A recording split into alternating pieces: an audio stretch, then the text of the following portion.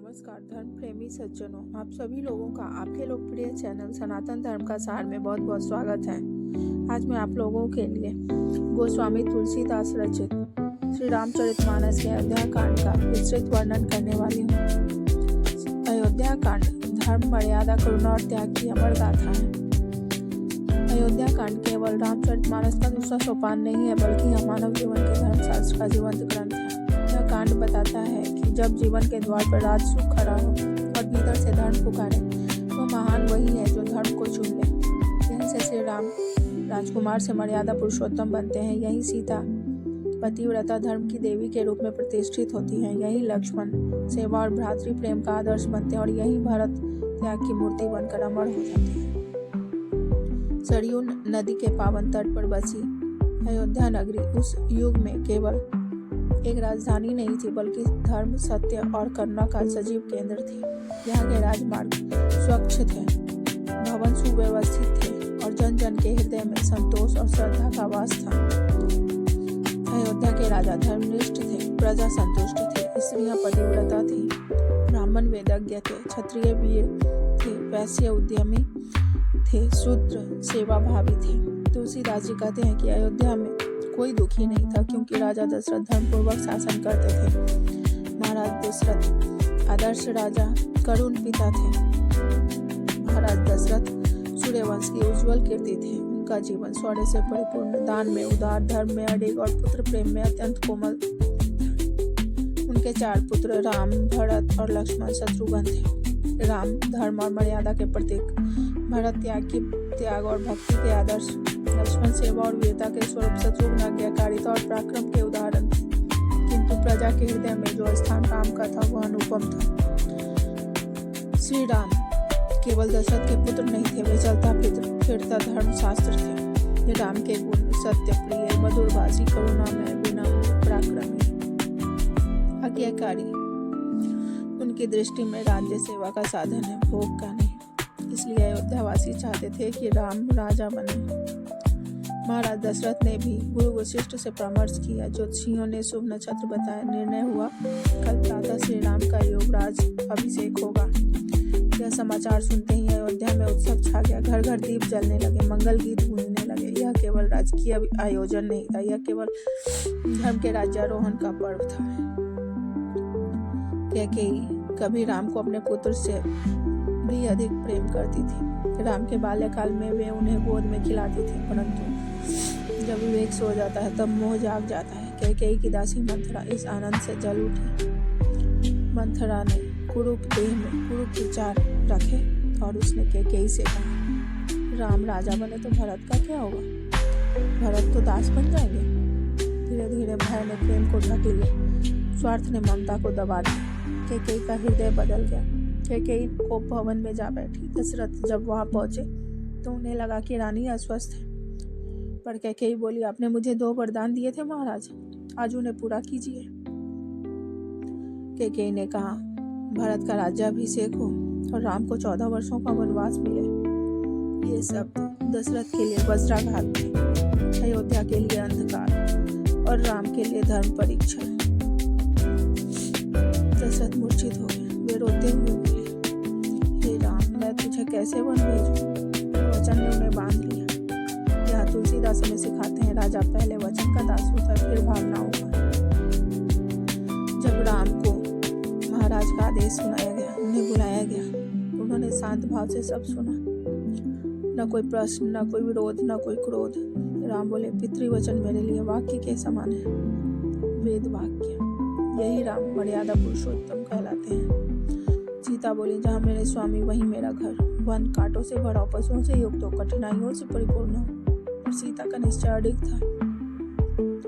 लक्ष्मण बोले, भैया के बिना मेरा जीवन व्यर्थ है। उन्होंने वनवास को सौभाग्य माना। जब राम, सीता और लक्ष्मण वन जाने लगे, पूरी अयोध्या नगरी विलाप कर उठी। स्त्रियां रो पड़ी, वृद्ध भूमि पर गिर पड़े, बालक मौन हो गए। अयोध्या सुनी हो गई। सरयू तट पर राम ने सबको प्रणाम किया। सबने आंसुओं से विदा दी। यह विदाई नहीं थी, यह धर्म के लिए दिया गया बलिदान था।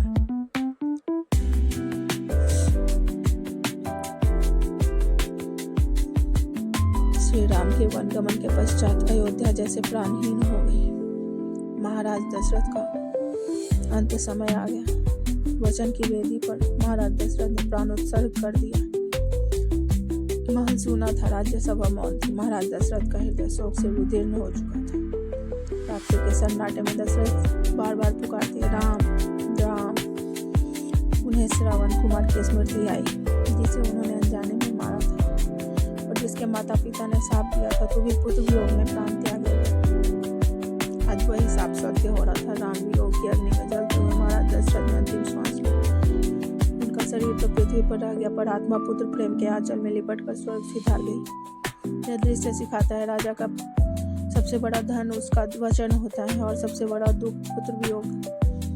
अयोध्या शोक सागर में डूब गई।